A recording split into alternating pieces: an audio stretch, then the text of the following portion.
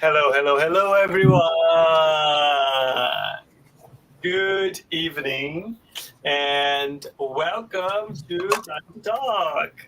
Um, how are you, Faye? Hello, Rafael. All right, thanks. You? Very Nice good, to, very good. nice to be back. Yes. Yes. Um, it is my pleasure to be here with you, Faye, once again. Likewise.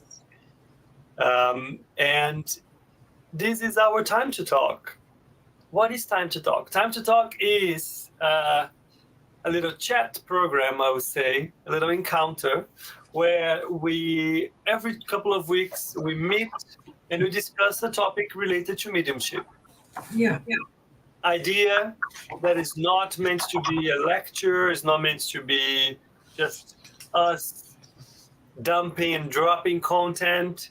It is to have an open discussion about mediumship, trying to give people the possibility of bringing up their comments, their questions, their stories. And for that, I would say if you are joining us, drop a note, tell us where you are, and please feel free to, at any point, drop your comments or questions. We're going to bring them up during our conversation. And today we have a super short topic, Mm. very short, very simple, very basic. Responsibility. But before we get to what that means, let's say thank you to our broadcasters. First of all, the Spiritist Society of London, SSL, is a study group based here in the UK where we have multiple initiatives dedicated to studying Spiritism. We have face-to-face meetings, online meetings. If you like to follow us and check, go follow our page. SSL is affiliated to BUS, the British Union of Spiritist Societies. BUS works like a federation trying to unite and help the multiple Spiritist groups here in the UK, and also be a point of contact internationally with other groups in other countries. Last but not least, Kardec Radio. Kardec Radio has been also around for many, many years now, over 12 years, bringing a lot of content around Spiritism in English to all of us. Go check their page, go like their Facebook, YouTube, etc., so that you don't miss out on anything. All right. Today is our episode 66. Yes. And I thought a lot about what would be the phrase to put here. Mm. And I wrote and I deleted this word so many times that I think in the end I said, you know what, I think I'm going to leave it. Because I want it to be impactful, I want it to be broad, and I want it to be provocative in the sense of reflection. And that's why I put responsibility. Right. Fair. Yes. Here it goes. Yeah. Under the perspective of mediumship, Yeah. when I say responsibility, Mm-hmm. what is the first thing that comes to your mind? Before you answer, Sure. let's check if there's anything online, anyone online, drop us what comes to your mind from the perspective of mediumship. When you talk about responsibility, what comes to your mind? Go, Faye. Well, when I first saw the word, it's sort of a shift between two concepts. I thought of responsibility and accountability, and as a medium, so this all takes me back, makes me think of the things that we keeping our words, things that we agree to do,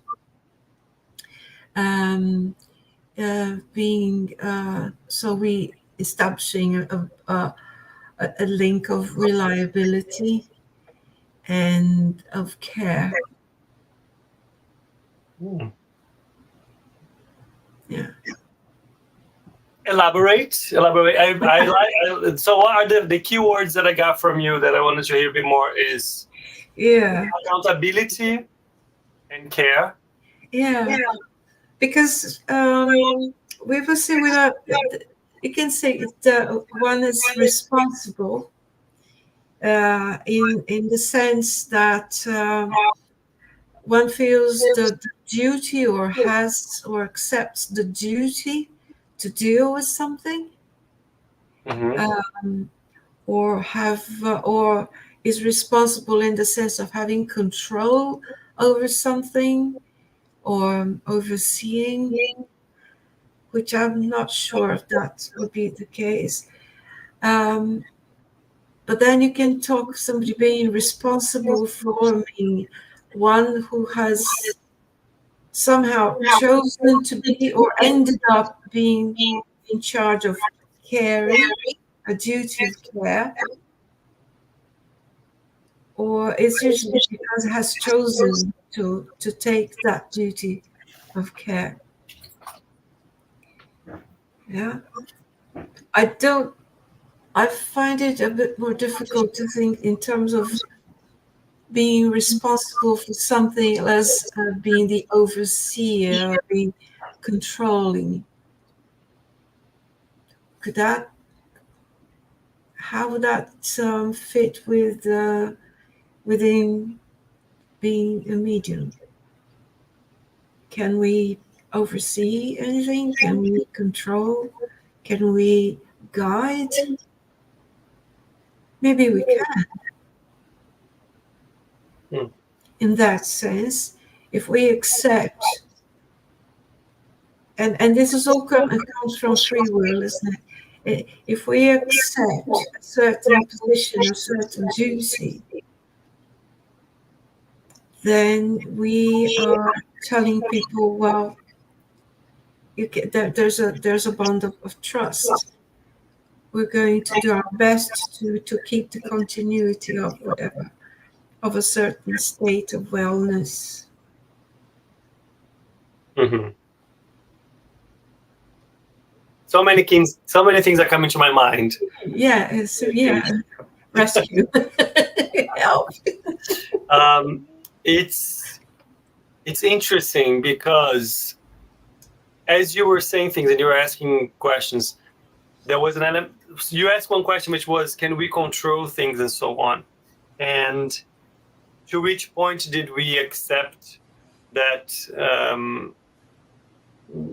element, that skill, that ability, that experience, which would be being a medium? And I think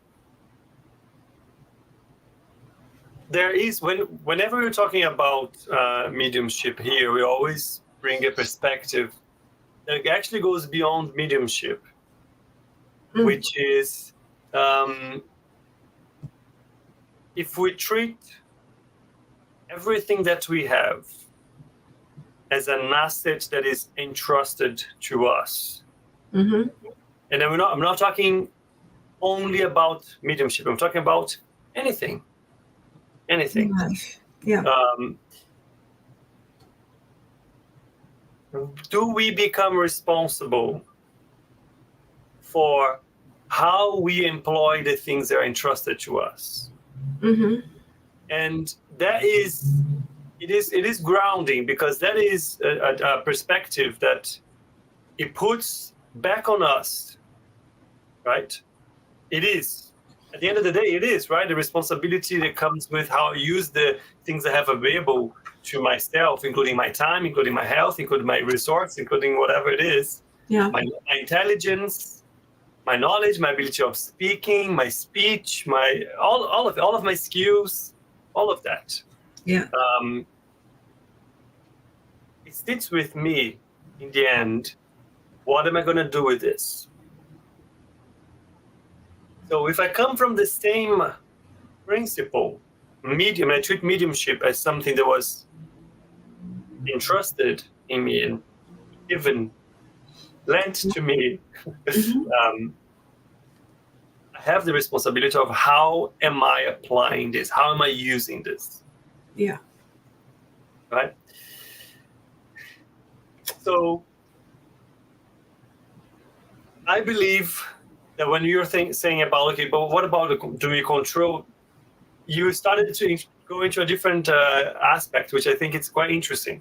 So if I start from the point that, yes, I do have a responsibility for how I use an ability that I have. Yeah. Now, can I control it? You can.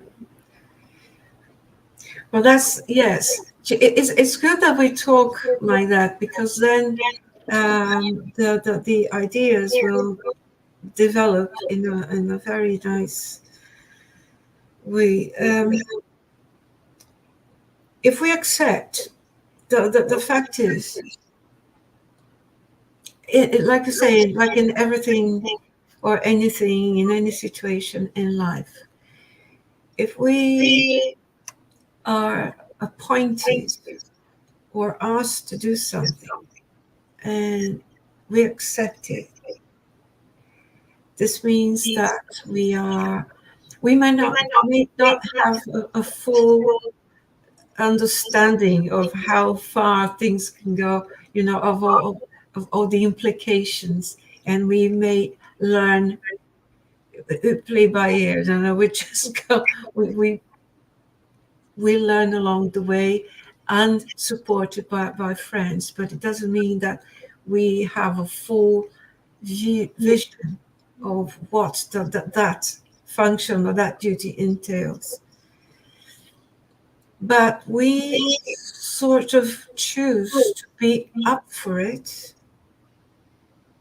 and be and look positively to see, thinking that there will be situations, there will be difficulties, there will be tricky times, but we, as a principle, we're saying to others and to ourselves, okay, I'm ready to try and do my best at having a positive view over that, see how I can overcome difficulties so I don't lose my target.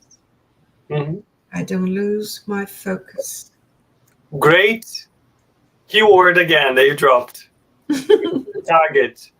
Because as you were speaking of that, I was thinking about if I go back about the idea of control, right? And if you think about people that might find themselves mediums or start to realize that they have mediumship. But what we know is from what we study is that, yes, you are able to control mediumship in the sense that you control your body, and therefore your body cannot be used outside of you allowing it. Yes. However, there might be situations where you don't know how to control it, or you might not be on top of it, and then spirits might take advantage of the case and so on. But go back to the key word that you used, which was target, focus.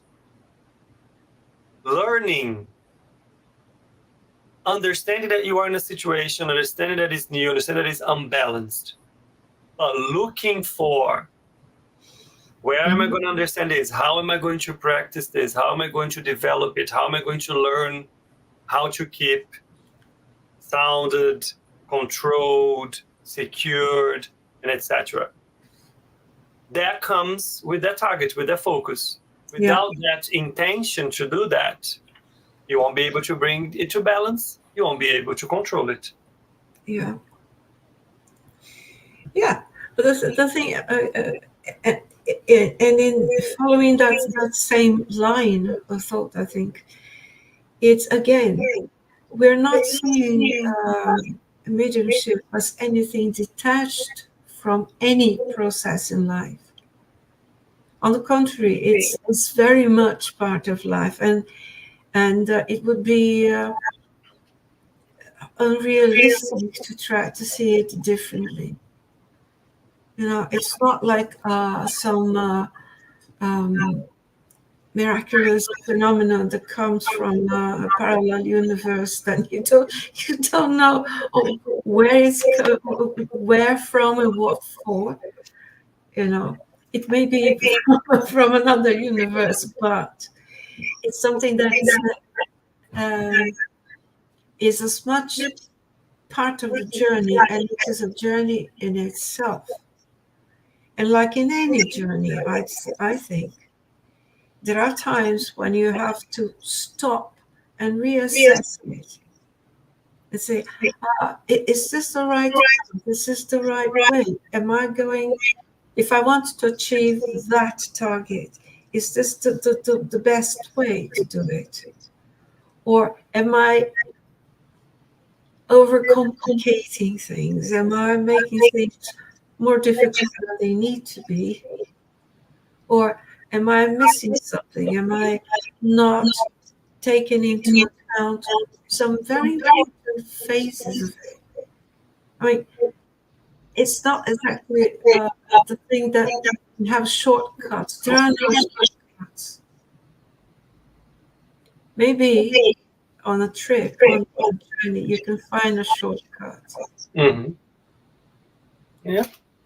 But it's not like a snap your fingers and you're there. Yeah. Exactly. Faye. Yeah, it totally does. Just want to say hello to a couple of people that we have here. I want to say hello to Gladys. Nice. Hi, Gladys. And I want to say hello to Pooja. Pooja was asking if she could ask a question. Mm-hmm. And the question is quite an interesting one, because she's saying, look, that she is single and her parents passed away, but she stays in her parents' house. And her married brother and sister trouble her a lot for property, which they say if you... Oh, wait a minute. Oh, I'm not sure we can help with that, Pooja. Pooja, if there's something related to mediumship, we are happy to help you. But I'm not sure if I understood your question. Is it related to mediumship? Just drop me another note to clarify that. Anyways, as Pooja is dropping another comment for us, going back to what you were saying, Faye, you mentioned that the perspective. So you talk about the journey and the moments when you have to stop and reflect. What kind of journey do you want to go? Which direction should I be following, and so on? And that made me think about what is behind mediumship. Somebody having mediumship, ostensive mediumship, in their life, right? In that specific experience, and we, in many cases, when we start to think about and study about reincarnation, we understand that before you are born again, for many people, there is a detailed plan of what are the things that I'm going to face, what kind of big items am I going to face in their life, what kind of experiences am I going to go through, just so I develop what I need to develop, and so on.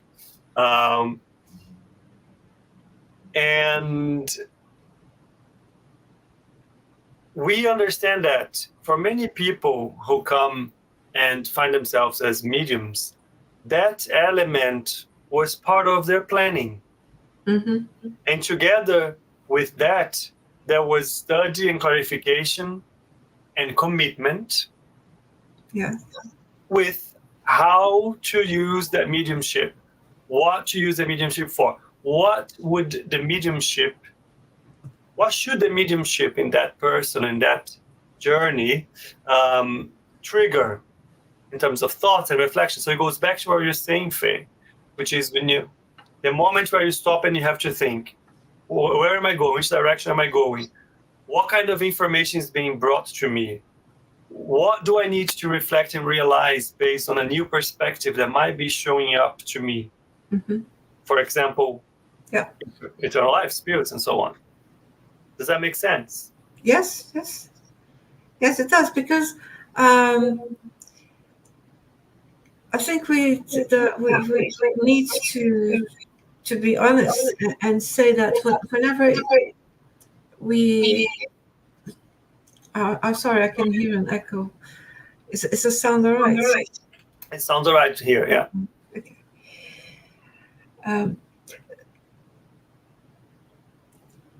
When we realize that there is mediumship in us, and this is part of our life, and then we have to make it to make a first decision, which is a first decision as incarnate spirits, because it's one thing is it coming to is taking the commitment before we're born. Now, when we grow up here, we're born and grow up here, things may take all different take changes and challenges, and it may take a while until we realize that there is mediumship as one of our abilities, as one of our assets or skills, or and then we need to decide what we want to do with it. And there may be fear, there may be doubt, and there may be fear and doubt many times, not just once. It's not just at the time of a decision, because from the moment you decide to carry on through that path, we know, even if I say, all right, I accept my mediumship and I want to work with it, and I want to make it a tool for love and peace. That's what I'm here for. How this is going to happen is another story, because I'm not really fully aware of what I'm going to encounter in my development, in my studies. I know that there is a sequence of studies that is never ending. It is going on, and on and on, and in the end it's going to add up to whatever it is that I've learned before, and I learn after I move on to another dimension. But this is one thing I need to do. Some people have this wonderful ability, this power of faith that is unshakable. It's there, it's strong as a rock. For other people, there may be still the faith, but there's still lots of questions. And I think we shouldn't be afraid of those times when there are questions, because I think there are times of assessment.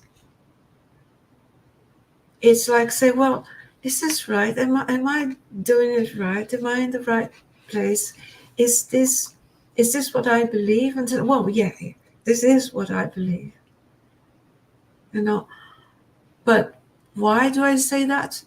Because I have to have the courage to look around and see other ideas, other strains of ideas, other questions,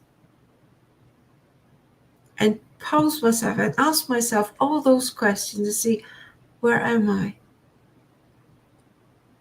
Where exactly am I? What is it that I believe? Well, I believe my original root. So then, yeah, okay, I'll carry on. But not because I close my eyes and ears not to see or hear anything else. That's easy. If one chooses to go blindly to a target, It doesn't matter what happens to the side. It may work. But if you choose not to go blindly, but you go because you develop that faith or that understanding, that's a different story. It may take a little longer, maybe not, but that's another way. Yeah. And when I think of responsibility, to me, that implies in being open to all the questions, all the stones on the way. Okay, not just imagining that there won't be any problems, or stopping at the first stone, the first boulder, first pebble. Yeah. You know. I think you are spot on in the additional perspective that mediumship brings. Mm. So let's say, for example, you're a medium and you are able to see, hear, or channel spirits and so on. And having this certainty, what does it mean? What should mean, right? It should mean that you shouldn't have any doubt about eternal life, about spirits, about the idea that life goes on, about the idea of reincarnation, depending on how Yes. well you communicate with them. But those things might be simple, but in reality, the contact with those ideas in an irrevocable way should trigger a changing perspective towards life. Right? Yeah. So to the point that you're talking about challenges, issues, finding different questions and different paths, and then Yes. learning from them, it also brings perspective that the challenges that you see, that you have on your way, they might be there for a reason. They might be there so that you avoid making a specific mistake, or fall into a specific trap, or make you resist some tendencies that you might have that will go against what you need to develop. Well, all of that comes part of a deeper reflection that comes out of the idea of immortal life, spiritual life, reincarnation. The idea that if you have any specific ability, there's a reason, and it comes with a responsibility on how you're going to use it. All of these are things that will depend on reflection, right? It's very easy to say, oh, I can see spirits, and that's it, and stop there. But then what about the rest that should come with that? We have the ability to reflect and think and study and research and look after things and ask, right? But unfortunately, we still see a lot of cases where we ended up missing the big opportunities, development opportunities, right? And those things, I think they come and go, and without we even realizing. We just, if you're not paying attention, life kind of happens, and we don't even give much reflection. I think that's why we're bringing back the idea of what is the reflection that should come from something new that is presented to you. How does that change the way you see your life? How does that change the way you are prioritizing things, searching for things, making decisions, etc.? Yeah. It's So you mentioned the another thing that I find is basic, is vital. I can't imagine mediumship without reflection. Even if I think even if if the medium is very sure and very settled and very tranquil in the way that they're going to work, there's always room to reflection. It's to say, from saying, am I doing this right? Can I improve it?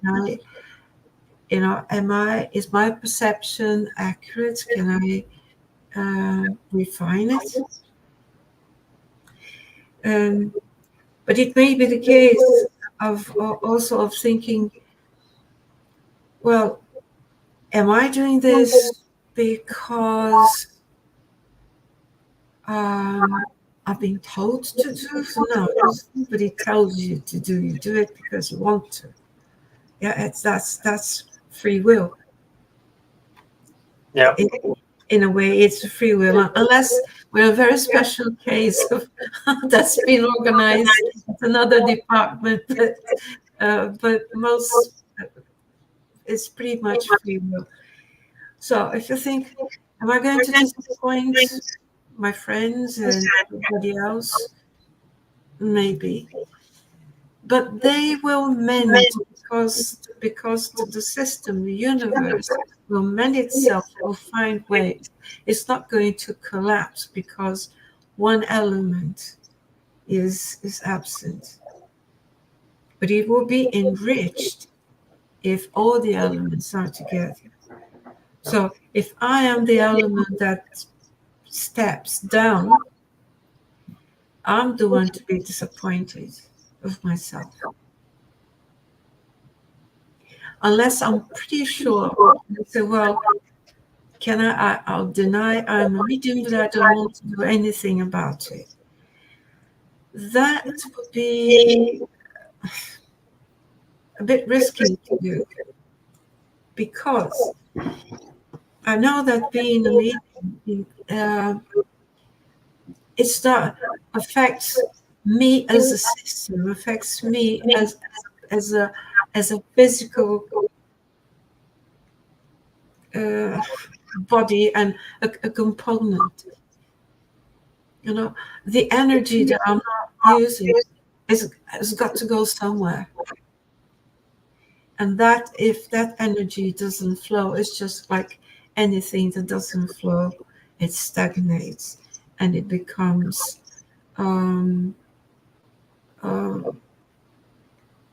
dangerous, it becomes negative. And so why am I?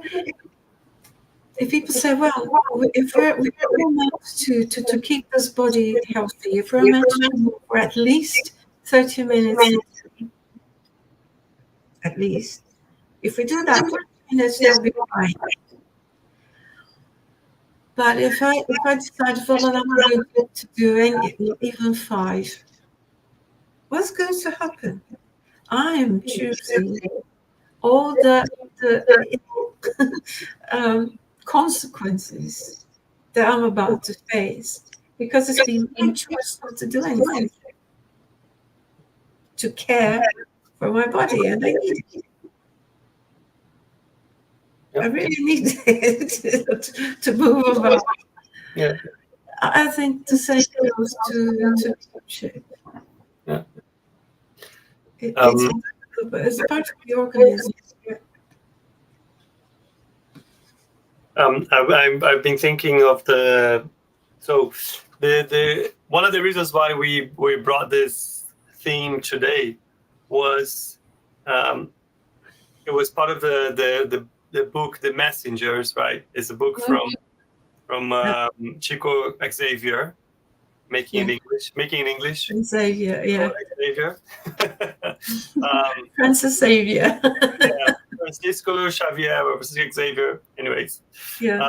It's called The Messengers, and it's a very, very interesting book where André Luiz is explaining or sharing with us his experience as he follows this group of spirits who are involved in helping others with mediumship and with other types of rescue work and so on.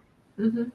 And there are specific part of the book, or in the beginning, a few chapters, Yeah. where André Luiz is meeting these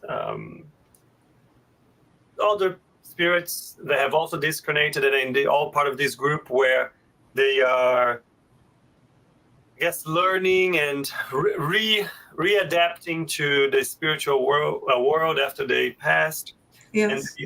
And they are assessing or reassessing the issues that they had in their lives, the plans that were part of their life that didn't go according to plan because of the decision that they made.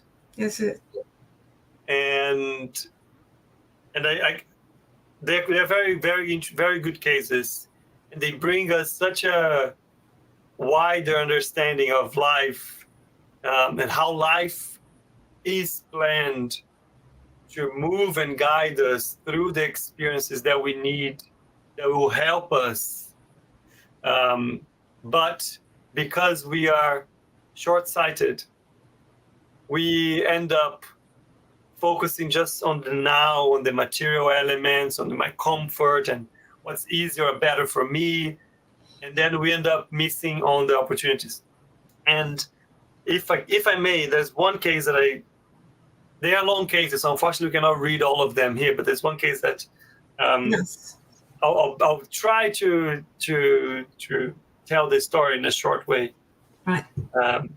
Which is, I think is the first one, because it's Otavio's experience. And as a background, Otavio was a spirit that had his life, and during his life he made a lot of bad choices and had issues with a lot of people. And then once he passed, he was taken into this colony, let's say, this area where people are working and trying to help one another so they can understand the issues that they had in the past, make plans on how to fix them, learn about the realities of spiritual life and so on. And he was in this colony working for like many, many years and planning his new incarnation for many, many years. And he was meant to come in this new incarnation, and he would be a medium. The idea is that he would be involved with mediumistic work, and he'll be able to help many institutions and groups with guidance and so on, because he would bring the connections from the benefactors and the higher spirits that worked in that colony that helps many spirits. But how was that all meant to unfold? He would be born in a family, and his mother would be very religious. She would be a very good Christian and know about things, and would kind of help him and educate him. And in a certain point, he would be faced with the opportunity of receiving 6 orphan kids. That these 6 orphan kids were meant to be spirits that helped him a lot in his preparation. They would be born after him, and he would have this moment in his life where he would have the opportunity to adopt them.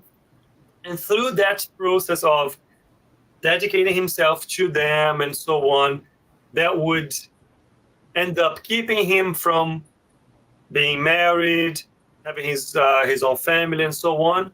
But it would allow him to focus on those kids and develop his commitment for the mediumship and all of the plans that he had. That was the plan in very simple terms, because that's how they go, right? What happened? He came to life, everything happened, everything as planned. He was born, his mother helped him. His mother had, I think, 3 other kids.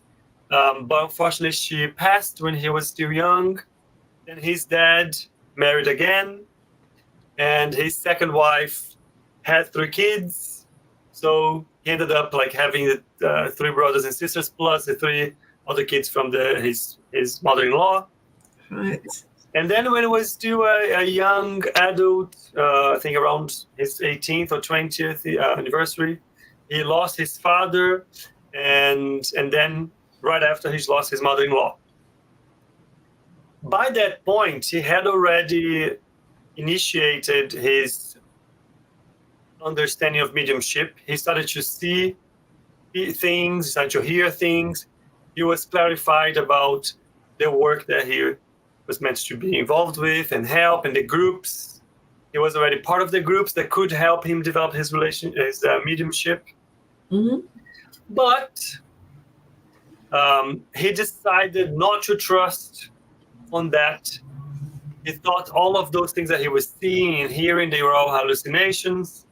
And he decided to move away from that spiritist group and searched different ways of curing what he was having.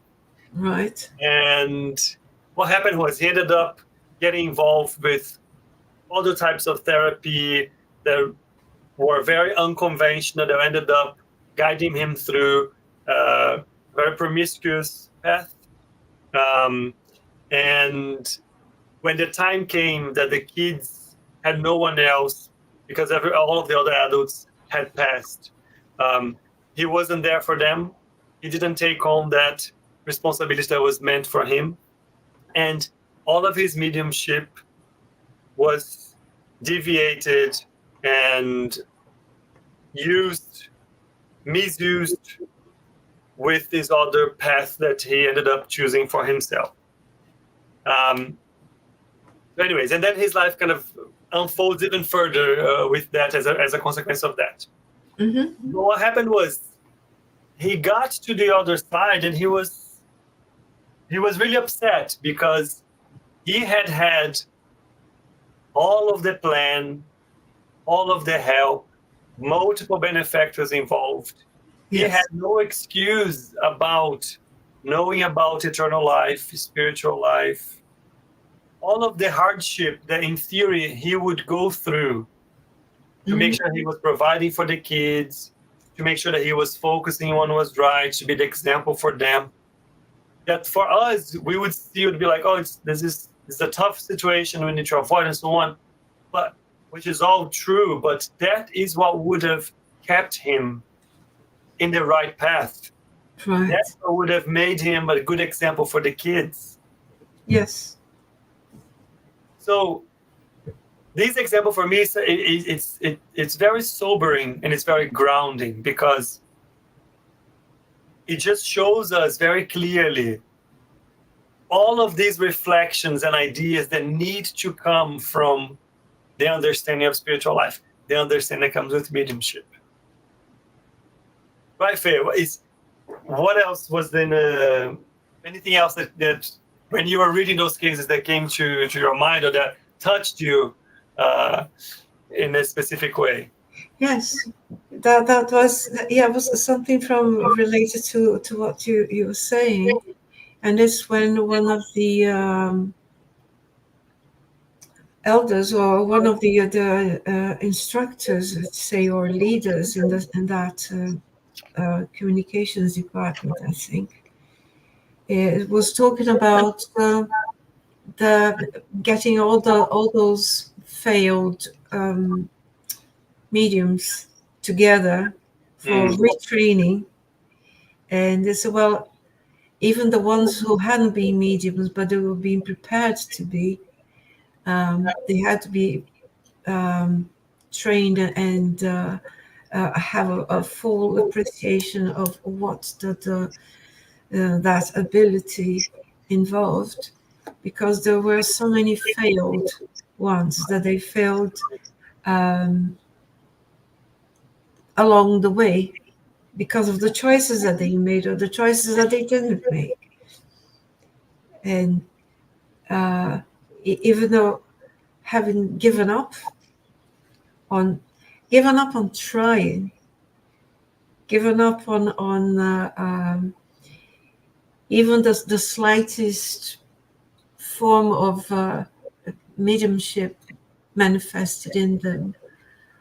Well, if you say, well, you have an intuition, you have a perception. Yeah, it's when you put some more materialistic interest on top of perception. So yeah, that kind of, Yeah, I know it doesn't sound very good. I know it's not. I don't. It's not really ethical, but and then that those sort of misconceptions that made them fail along the way. And in the end, it didn't mean that they wouldn't. They would just get away with that. That meant that commitment, that responsibility was the word given, and they were had to stand by it. Mhm. And you have to be retrained and still do the job.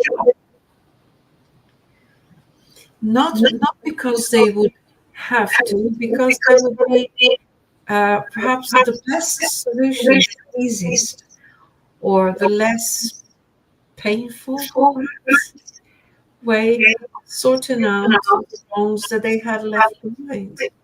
Yeah. So it's not as if, well, you do it because it's been a ballot and you've taken the gold ticket. That's not how it works. It comes as a solution, a practical and very noble form of trying to amend, appease the things that were left wrong behind, and that we thankfully are not allowed to remember. Otherwise, we will probably have the emotional, psychological structure to carry on. I was listening to a very famous doctor and teacher, a surgeon, who's a medium. And he does his work of studying mediumship. He's written about 10 books. And he says, I know, he says this is very short of his position as a doctor, as a surgeon, because he knows a very good idea of how much harm is done before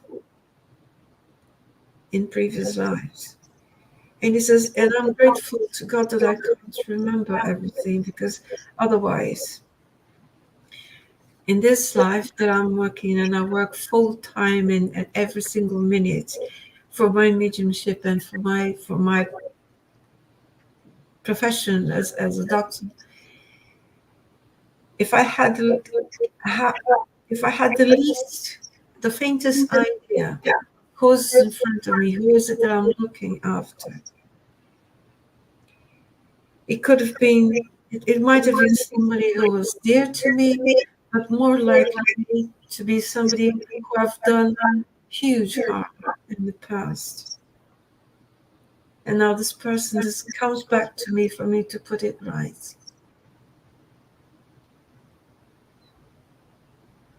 And that's say his name. This is Dr. Frutois. He's fantastic. Yeah. And he's worked for 50 years or 40 years with material. What do you call it?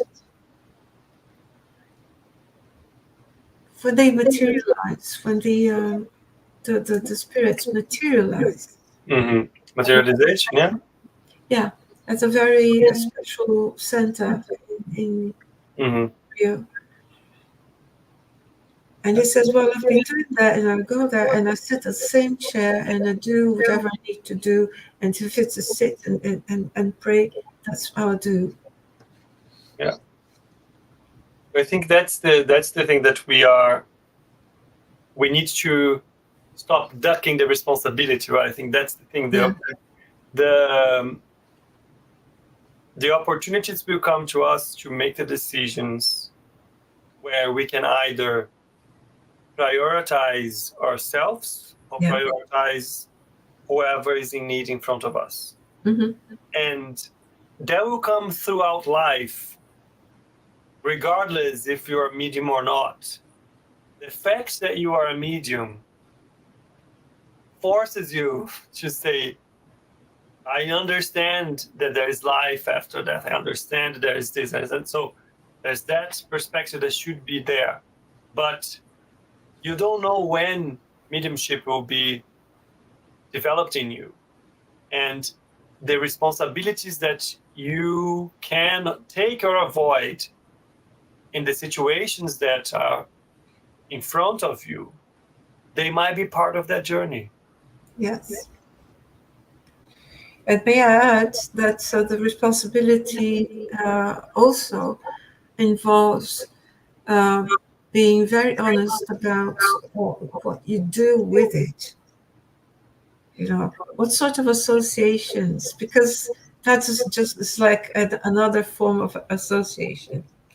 What sort of links does the medium choose to make? What sort of environment does he choose to work in? For what purpose?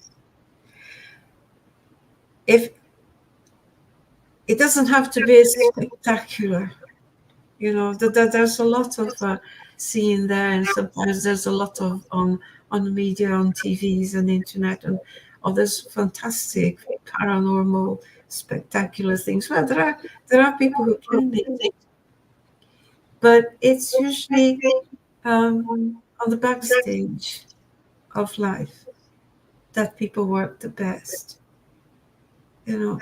And so, what sort of links do people does a medium decide to make?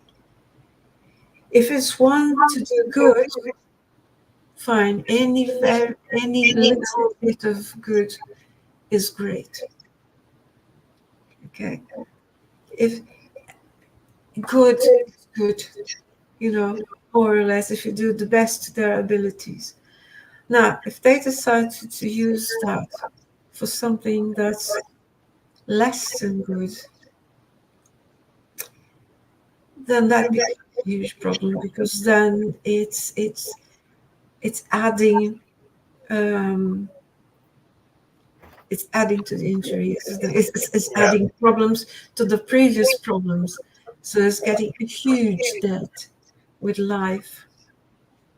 Yeah.